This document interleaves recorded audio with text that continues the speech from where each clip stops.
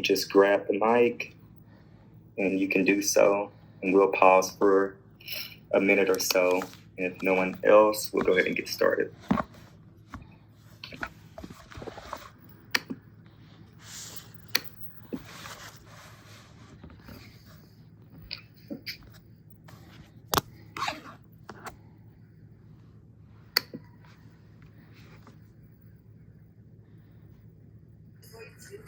Hello, Sean. I can hear you. How are you, Carl? Thanks for Doing great. Great to be. I'm excited about your presentation today. I'm with Houston Society for Change, and we're here in Houston trying to make a difference in our communities and make an impact in this nation. And I applaud you for all that you're doing. Thank you so much, and thank you for what you're doing in Houston. Hopefully there's some synergy, and you can learn something from this presentation, or we can work together to move the needle on this important work. Yes, thank you. Right.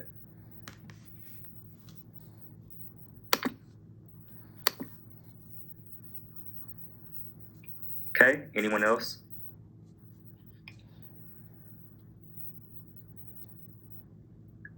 Heard. Let's see.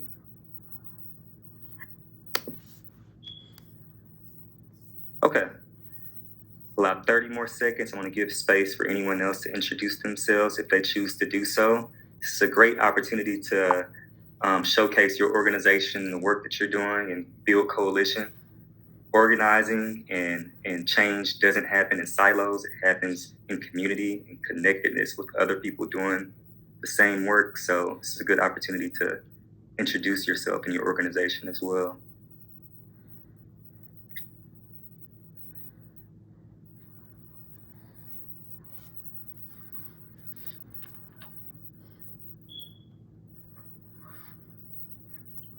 Okay, perfect. So we'll go ahead and get started. Again, thank you everyone for joining us today. Again, my name is Sean Reed, and I am the Equity Officer for the Dallas-Fort Worth Urban League Young Professionals, an extension of the National Urban League Young Professionals, and an affiliate of the Houston Area Urban League. I, again, also am founder and CEO of Impactful Touch public affairs firm, and the founder of a GOTV coalition here in North Texas called Our Vote is Our Voice. I am still learning this system, so bear with me as I try to maneuver. But today I'm here to talk about organizing one-on-one, and then specifically, if we have any young adults who are 32 and under, feel free to speak up, because I want to speak specifically to you all. Or if we have any students who are in high school or in college, I want to speak to you all on how you can organize specifically. And once we move through that conversation, we'll go into an issue that I'm passionate about, and that's ending the school to prison pipeline.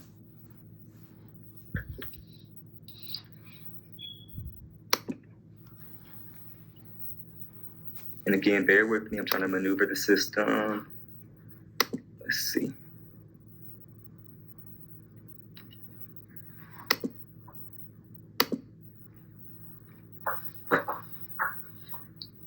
Okay, so we'll go ahead and start the conversation as I try to work my PowerPoint.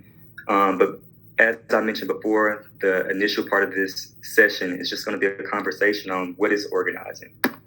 What is organizing, and how do you organize? How do you effectively organize and move issues? How do you transform passion into policy? And what does that look like? So the first thing that I want to ask you all are a few guiding questions.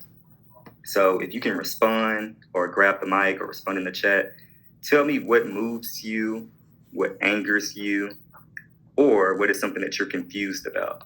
And I think as organizers, these are questions that we have to ask ourselves. And essentially, it's our why, and it's why we're doing the work that we're doing in our communities. So I'm a former educator and an organizer, so we need participation. I wish we were in person so I can call on names. But I do respect that some may be working. I know others are driving, but feel free to grab the mic or to answer one of those questions in the chat.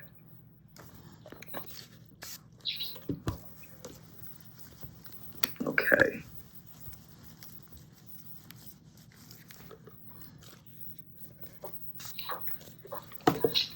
again, the questions are: what moves you, what angers you, and what is something that you're confused about? What do you need clarity on?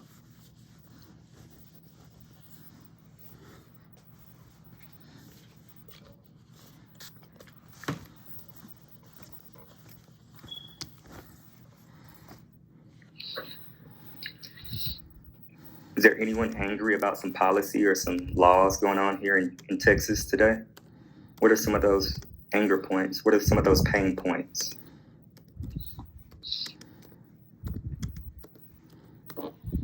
Injustice motivates and moves me. Thanks, Pam.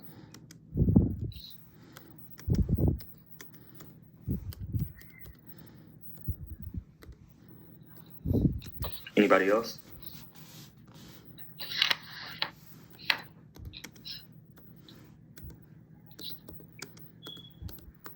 We have a few people on here, so I need one more answer before I move on. Okay. Perfect. I would love to do that. Would love to. So I need one more person to answer one of the questions that the fact that we are still fighting for the same rights as in the 60s for voting rights. That's a very good one as well. Give space for anyone else to respond.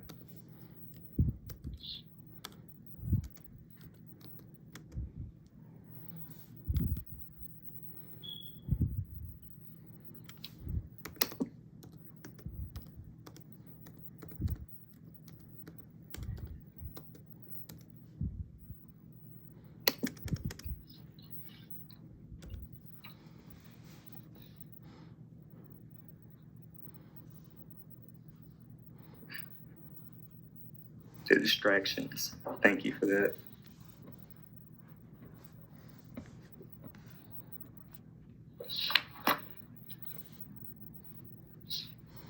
Okay. If anyone wants to grab the mic, don't forget you have the option to do that as well. You guys are really helping and buying me some time.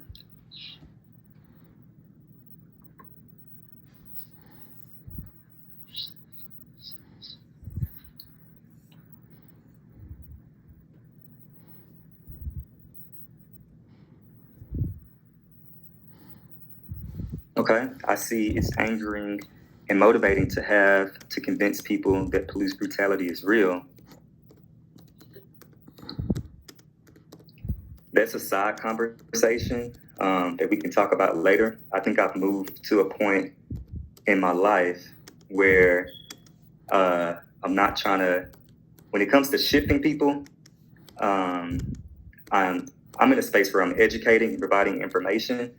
But for me personally, it's too draining and taxing to try to shift someone's mindset on the effects that a system has on a group of people.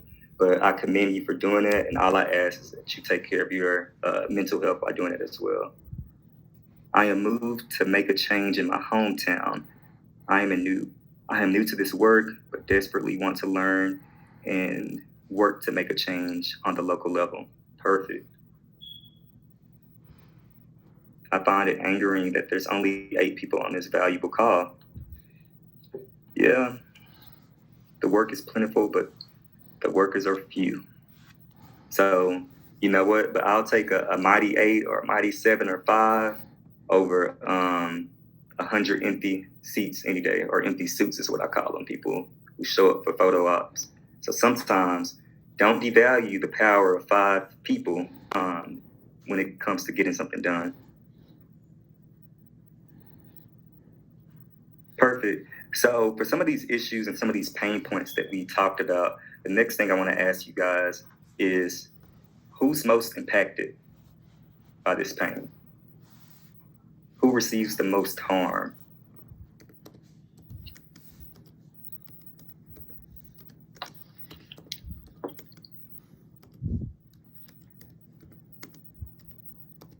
Who's most impacted? Who receives the most harm? So I heard voting rights. I heard criminal justice. What else did I hear? Police brutality.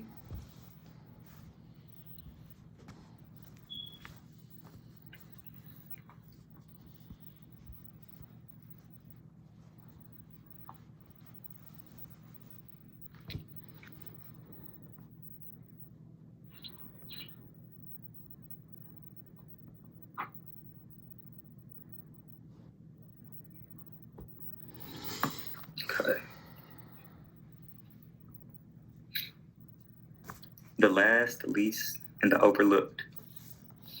Let's call it what it is. Who do you feel some of those people are? Who do those communities look like?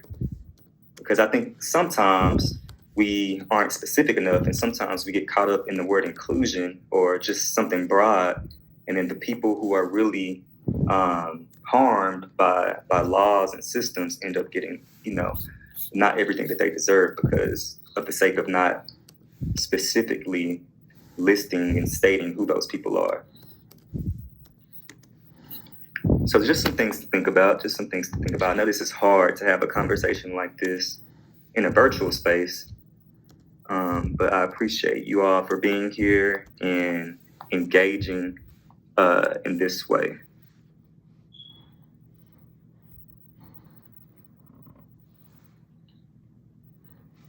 The poor, Black people, gay people, etc. True.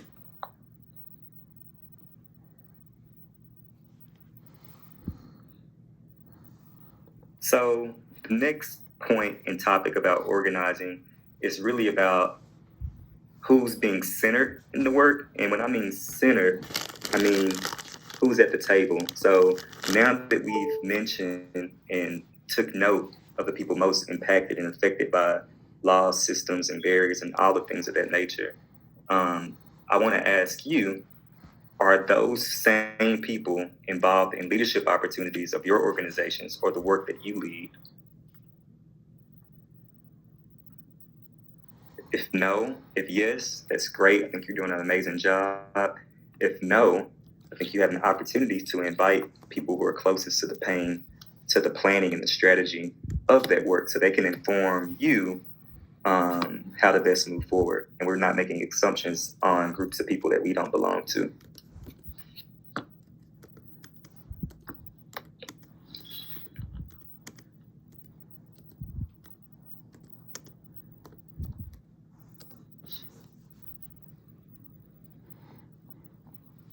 Depends, most of our work.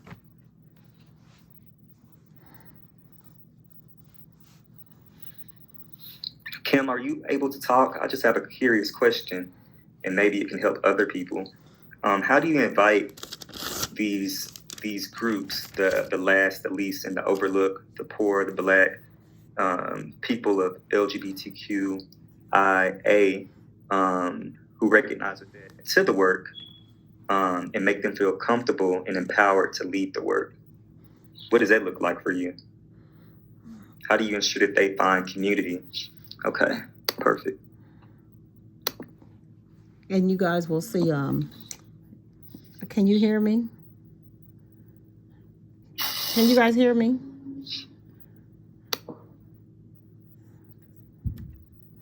Sorry, I'm a little challenged with some of this stuff as well. So I didn't know if you guys could hear me. Can you hear me? We can hear you now. Yeah, I've covered up my camera because my hair is not done. I just flew back in from Atlanta, and I found out about this conference an hour and a half ago, but I really thought it was important enough to take the time to be on. And so I am Minister Kim Agoro. I am also the president of the Fort Worth Association of Federated Women's Clubs. And I have a couple other titles, but those are the ones that I think speak more effectively to what we're doing right now. And so with our work, we feed anybody, and it's not just Black people we find when we do a distribution. We find Latinos, we find poor white people, we find homeless people that come to us in need. But we also have a social justice arm. And with that, when we go to register voters, we don't just target Black people, we target voters in general, because the voters who would typically want to come to us would typically vote for those who look like us anyhow.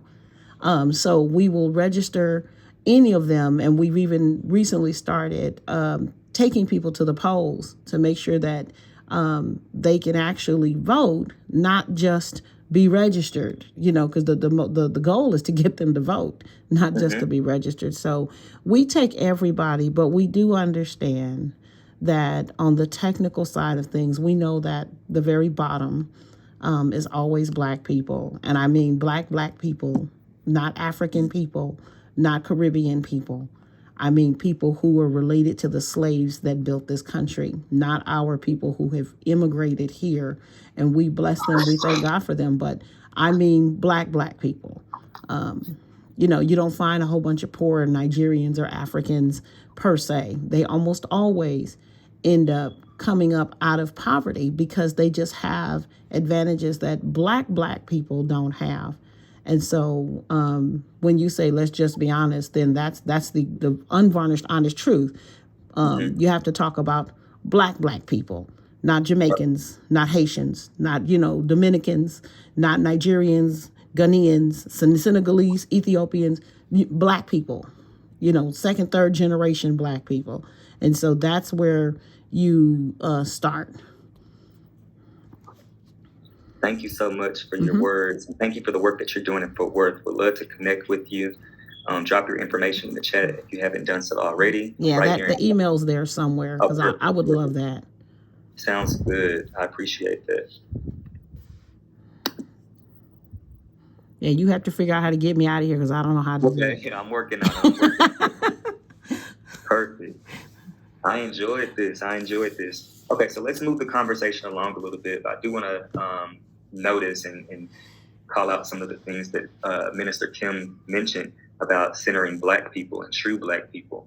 Not that the other groups or ethnicities or races that she mentioned are any less Black, but when it comes to systemic barriers and systemic oppression, I think it's important to center those who have who are a byproduct of that oppression. Now, you know, without that being said, whether someone's African or Caribbean or whatever the case is, due to the color of their skin, they still are perceived as Black. But the ones who are more to the fire and more to the pain and the trauma are those who have generations here. So I do want to acknowledge that and thank you for sharing that as well. So I'll go ahead and kind of breeze, just for the sake of this conversation, I'm going to breeze through organizing because I think we have a lot of people who do organizing well and who are part of organizations. A lot of my conversation in the beginning was geared towards students looking to get more involved. But I'll go for this in a couple of minutes and then we'll go into an issue because I think why have an organizing conversation if there's not a call to action or education on a specific issue and encouraging people to do some things. So since I prepared this, I'll give that as well. So quickly, some things I want to note when organizing, we talked about it before, but the why is so important. Why are you here? Why are we doing the work that we're doing? And then organizing is just a small word for strategy, you know, strategizing.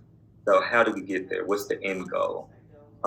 See behind me in my work office, I have a whiteboard. And then in my room, I just painted a chalkboard like on my wall. So with organizing, you have to write it down, make it plain, make it clear, and create a path to victory. That's a term that we use in political organizing, but in doing so, you have to visualize or think long term and what's the end goal. One thing with organizers, you have to be realistic. You know, you can be optimistic, but that optimism has to be rooted in realistic views and realism, basically. So what's the end goal? And I'm not telling you what your end goal should be, but we know that ultimately policy change is really affect the day-to-day lives and it's something that's sustainable and something that we can see years past. I know there are a lot of organizations, nonprofits doing great work, but nonprofits and organizations exist to remedy and to alleviate some of the pain points that policy change has caused. So nonprofits are a quick fix, and I'm not trying to offend anyone, but a lot of times issue band-aids to situations, and policy changes is the cure to that. Why are you bleeding? Like, why is this always happening? So that's my viewpoint on the role. But ultimately, I think that organizations and organizers should be doing things that lead towards policy change. And if you're a part of a coalition and your piece of the coalition is doing this, then that's okay, as long as you're ensuring that somebody else is doing something else and somebody else is doing something else, and whatever all those actions end up to be, it results in a policy change after a few years. That's the ultimate result of organizing. And there are different forms, right? There's community organizing with issues, so getting something resolved, getting something looked at. Then you got political and campaign organizing. The end result is getting an elected official or a candidate elected, hopefully more than an ally, somebody who can be in the fight with you, who shares your beliefs on different issues.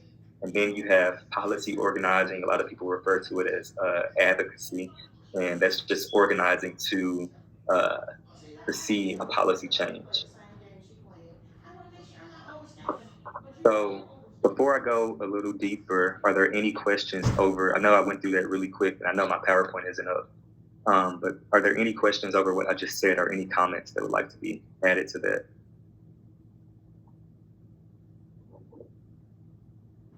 And as you think or listen, I do want to note that it's always a good thing to think of the end goal, as I mentioned before. So, is the end goal a policy change? And if it is, on what level?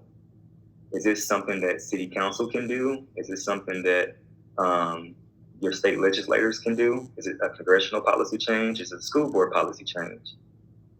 So once you figure out what type of change has to take place, the next thing you want to do is who are the power players in that change? A lot of times, those are the elected officials. And then once you figure out who the elected officials are, we put pressure on them by organizing people to get behind the issue that we're trying to move, if that makes sense. And I think a lot of times where we go wrong is that we start at the beginning. You know, we start at the issue and we don't think about the end result. And then a lot of times we are making noise for people who don't have the power to change what we're trying to change. I know nobody in this group is doing that, but just speaking holistically. So again, what type of change? Who are the players? You know, who can make this change? And then you got to figure out, when could this change take place? You know, is this something that can happen in a month, in a year? You know, if you're trying to change something on the legislative side for the state of Texas, you know, if you miss this session, then, you know, you have to wait until another 2 years for session to come back. So that means you have a 2-year plan to get your policy and build it out before those legislators. So now you need to think about what needs to take place between then and now so that we have the change that we want to see. Then after that, you just organize. And I say that like it's simple, but you find out those people who are closest to the pain. You find out those people who can present themselves as allies, and you start to move those people to receive or obtain small wins that will work towards the greater goal, which is creating that policy change. And there's a lot of things I can say in how you do that, how you move people. But for the sake of this conversation and time, I'll end there, and then still allow you guys space to give any comments or ask any questions if you have any. And then very briefly, with the last 10 minutes, I want to go over the school to prison pipeline. And I do have that PowerPoint. I see it right now. So I just need to make sure that it can be presented.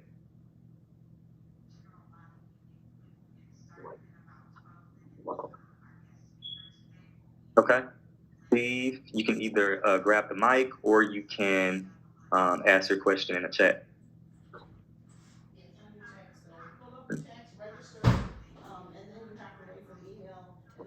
Okay.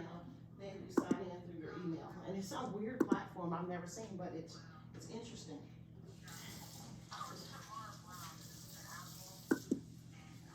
Okay, I think I just tried to. 1 second. Hi, Steve. How are you? I'm fine. How are you doing? Good, good. I love this feature. I love it. Well, first of all, I just want to thank you for having the grace and the honor to be on this Zoom with us today, teaching us and training us so we can be better activists out there in the community.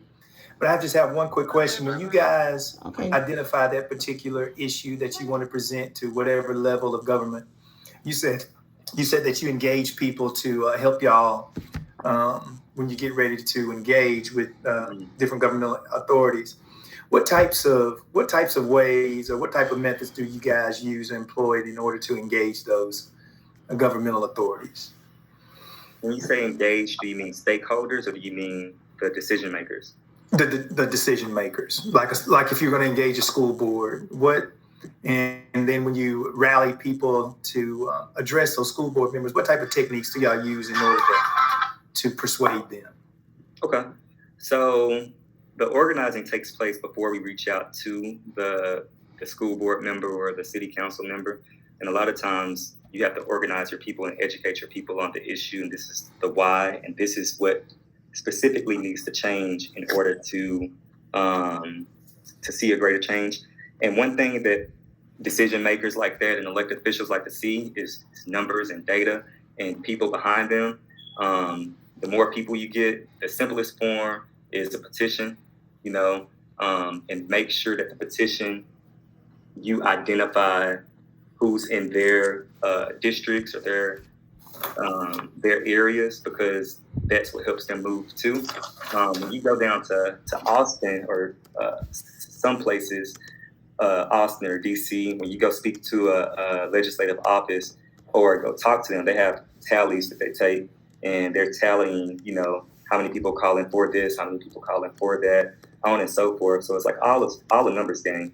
And you can even shift, some moderate people, some right people who are not that far to the right, if they are in fear or worried about regaining their seat. So I think numbers and data and testimonials work really good. The next step, and if you have capacity, if you're really organized, you can go to media, social media, regular media outlets, and kind of tell the story that way, to where they have to respond and have to do something. But I think the first step is educating that base, that organizing base, your people. Like, what is the issue? What can we do about it? How long will it take for this to happen? After that, you need some data to present. You need to do some research on if other cities, other municipalities have done things like this, and what was the effect of it all? Like, did this reduce crime? Did this increase high school graduation? On and so forth. And then you find when that's being presented at that body's meeting, whether it's a school board or a city council meeting, and you sign up to speak, and you just speak from there. And you just follow up and hold them accountable. You follow up and hold them accountable until it's time for a vote to take place. I found that very helpful. Thank you so much. All right, no problem. Thank you. Mm-hmm. I got to figure out how to remove you. Sorry, 1 second. But perfect, you got it. All right. So I'm going to share my screen really quick, and I'm keeping track of the time. I know we have a few more minutes, and would love to come back one day or speak to you specifically about the school to prison pipeline. And I chose this topic because of the title, and I wanted to pick something where the youth and those who were freshly out of school could speak towards and could relate to. And I think there should be a lot more organizing on the school board level as well. Can y'all see my screen or no?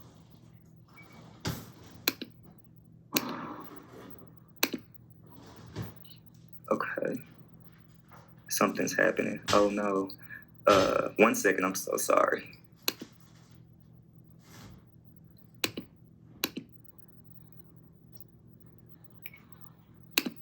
Okay. So now that my screen is being shown, I cannot see you guys. So Deanna, if you can text me if there's a question or something, we can address it there. But really quick,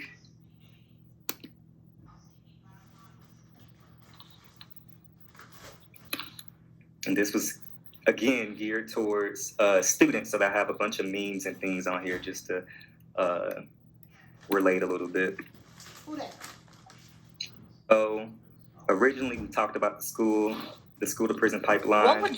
What would you do if your child was placed in handcuffs for crying at school? Well, This was a reality for a 7-year-old Black boy in Missouri, and it isn't rare for Black and brown kids across the country.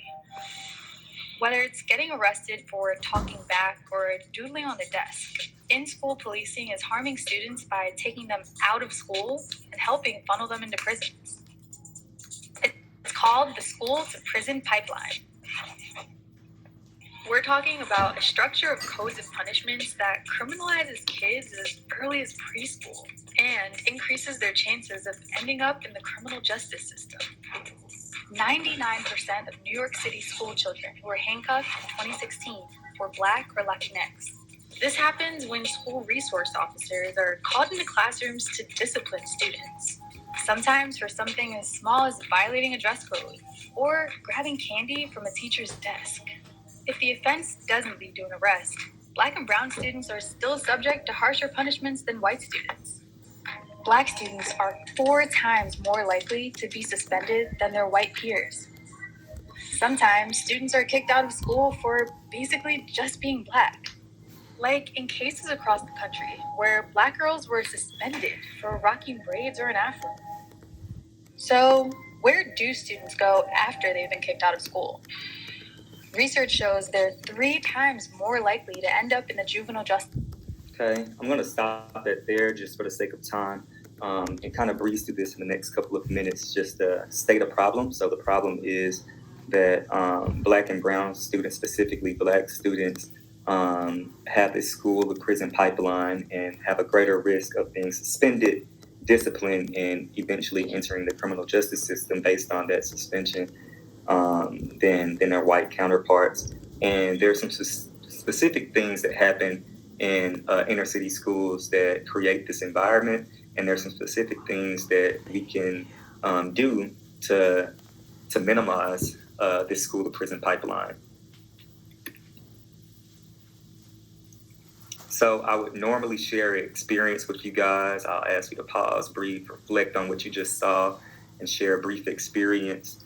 Deanna, text me if I can go 5 minutes over. If not, then I'll wrap it up. And I'll share an experience on why I left education. And I'll do this in 30 seconds and not spend too much time. It basically was because of the school to prison pipeline. And I felt that after 3.5 years of teaching, After 3.5 years of teaching, I realized that I could not exist and work in a system that basically harmed and did so much harm to like people of color and Black people, and just be complicit with it. And I didn't think that I had the power to change it in the role that I was in. So I already did organizing in other spaces, and I was already doing some working on campaigns and helping school board trustees get elected. And I felt that it was too traumatic and damaging to me.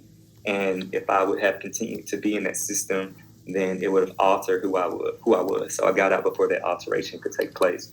And basically, really short, what happened was that one of my students from the 6th grade got in the 7th or 8th grade, and he was, this is a DISD school, predominantly Hispanic, but this is a Black kid. So naturally, Black people click more.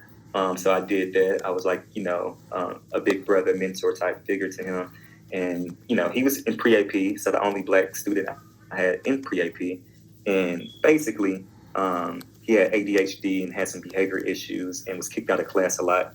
So I had the student about 4 or 5 times a day towards the end of the school year because of other teachers not knowing how to deal with him or knowing what to do or not wanting to be bothered.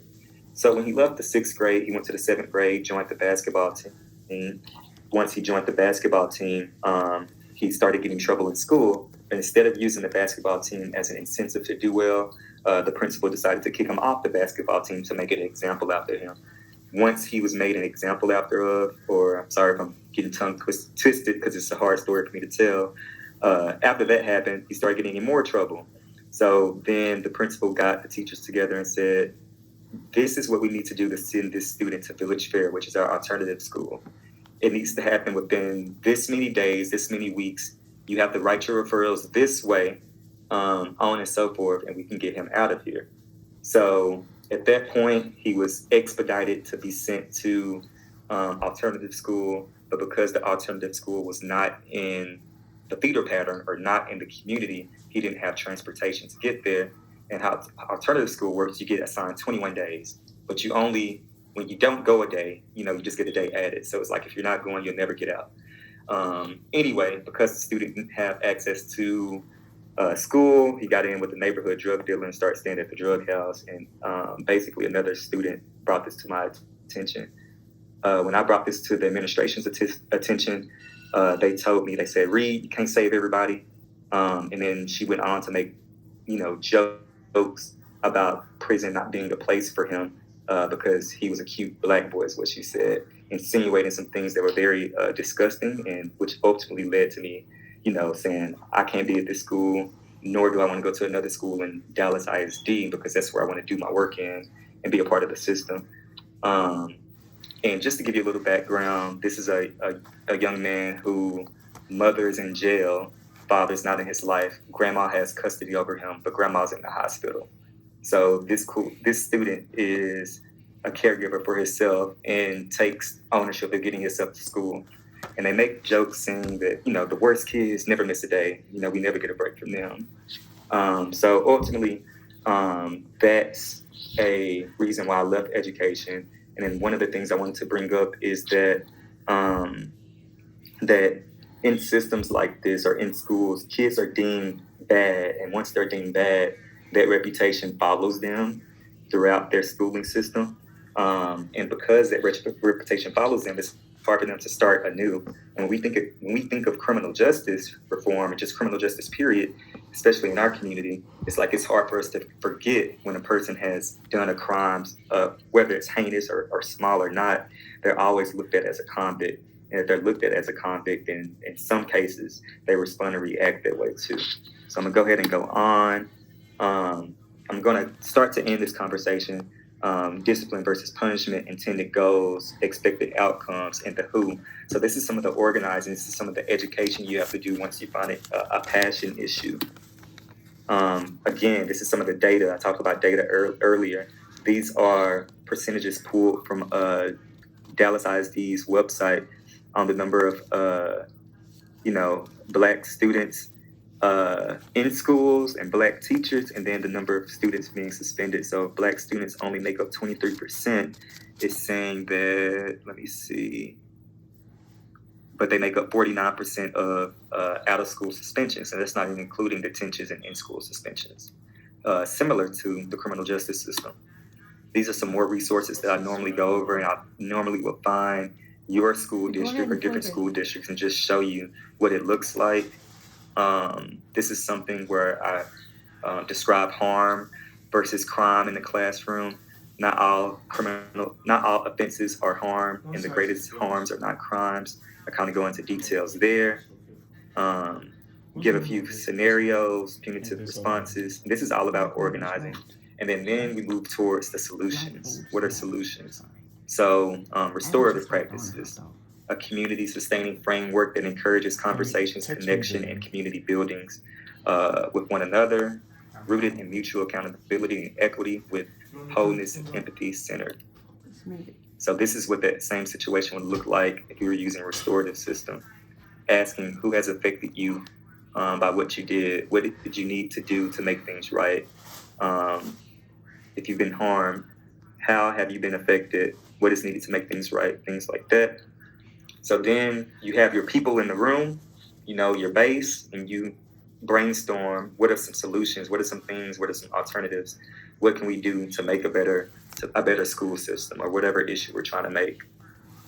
This is a good video I like to show about the school to prison pipeline. I'm not going to show it today, and I'm almost, that's the end.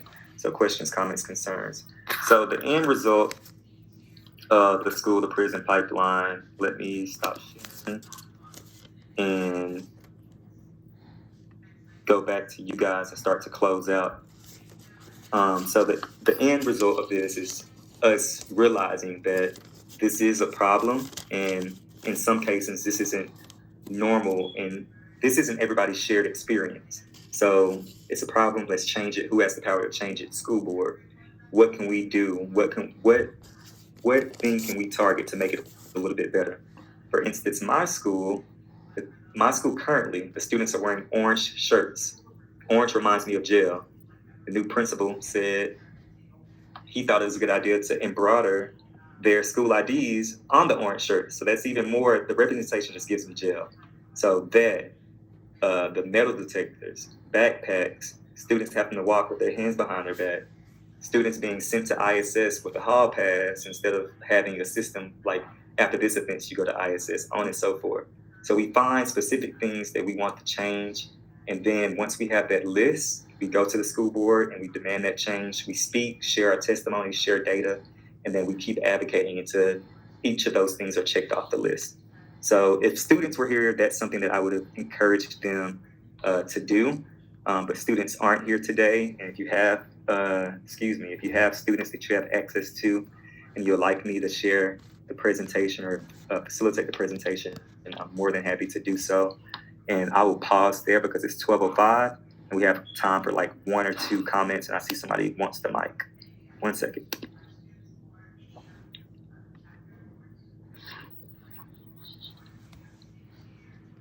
Okay, sorry everybody. You guys get the white paper again. That's okay. I love what you're doing. I want to encourage you. I want to make sure you get my email and my phone number that I've put in the chat, because I'm a minister at the Potter's House, and we're doing something called EduFest. We have several roundtables that we're doing in the next 3 weeks. And one of those panels is exactly what you're speaking about. I think you need to be involved. I think if we can get you the type of support that my church can provide, it will enlarge your territory and immeasurably increase your impact and help our people. That's number one. You have another person in the chat who I invited to be on, who is part of a national organization that partners with Black Voters Matter, called Just Democracy. And my daughter is the lead there with Just Democracy. And so she was on, she popped off, but she left her information in the chat for you. She happens to be from Fort Worth, but, they just helped organize the March on Washington. They do a lot of organizing and funding and things like that. So we want to make sure that we are supportive of you and what you're doing, because it's so important that we remain and stay connected. I want to encourage you and just really congratulate you for doing what you're doing. When you do the right thing, it doesn't always pay. You've done the right thing, and we're going to do the best we can to support you because you did the right thing. And so with that being said, please make sure you have that info. If you can leave your info for us in the chat, I'm sure all of us would appreciate getting that as well. I see it. Yeah, I see it just popped up. And so I will copy that, and I will email you and text you and Instagram you and everything else today, so that we can make sure that your efforts don't wear you out. Don't be weary in well-doing. Okay? Thank you so much. I appreciate it. That's it for me. Well, again, thank you all for your time. Thank you for engaging in the chat and on the virtual mic. It was really refreshing to hear you guys' experiences and see where you all come from, and to just talk about organizing and policy change. There is a survey that I'm going to share with Deanna. Again, one of the groups that I lead is Our Vote is Our Voice, and we do a community and civic survey where we like to provide some data on, what issues are most important to our people. So I'll share that with her to share with everyone who attended the conference, or at least this session, and then we can go from there. I hope that you all enjoy the rest of the conference and the convening, and you learn so much and just make so many contacts. And again, it was my pleasure and honor to be with you here today. So y'all have a good one. Thanks for letting me go over, Deanna. I appreciate it.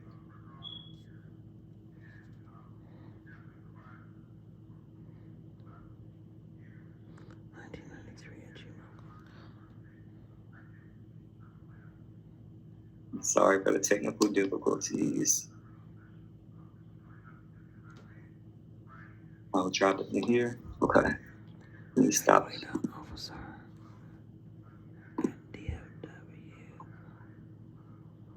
What's this? Okay.